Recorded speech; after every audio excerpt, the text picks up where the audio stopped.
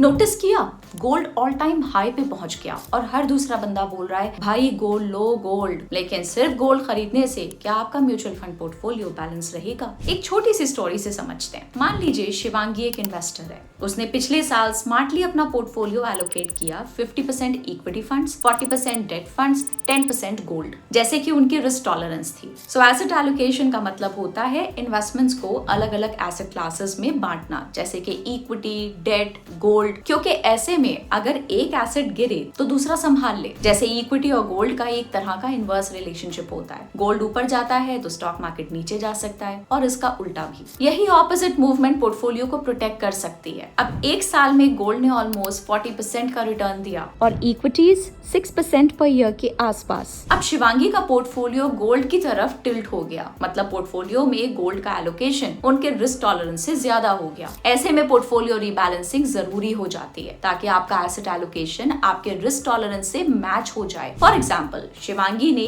1 लाख रुपए इन्वेस्ट किए with the following asset allocation. तो आप देख सकते हैं कैसे एक साल बाद उनकी एलोकेशन बदल गई जो उनकी रिस्क टॉलरेंस से मैच नहीं करती। यही होता है जब आप सिर्फ रिटर्न्स को चेज करते हैं बिना एसेट एलोकेशन और पोर्टफोलियो रीबैलेंसिंग को देखे। तो ऐसे में शिवांगी अब क्या कर सकती है? ऑप्शन नंबर 1, थोड़ा गोल्ड रिडीम कर सकती है और वो पैसा इक्विटी फंड्स में इन्वेस्ट कर सकती है ताकि वापस बैलेंस बन पाए। ऑप्शन नंबर 2, फ्रेश पैसा सिर्फ इक्विटी में डाल सकती है। अगेन बैलेंस मेंटेन हो जाएगा। याद रहे, एक्सपर्ट्स बोलते हैं अपने म्यूचुअल फंड पोर्टफोलियो को कम से कम साल में एक बार रीबैलेंस जरूर करें ताकि जब मार्केट करेक्ट करे आपका पोर्टफोलियो प्रोटेक्टेड रहे।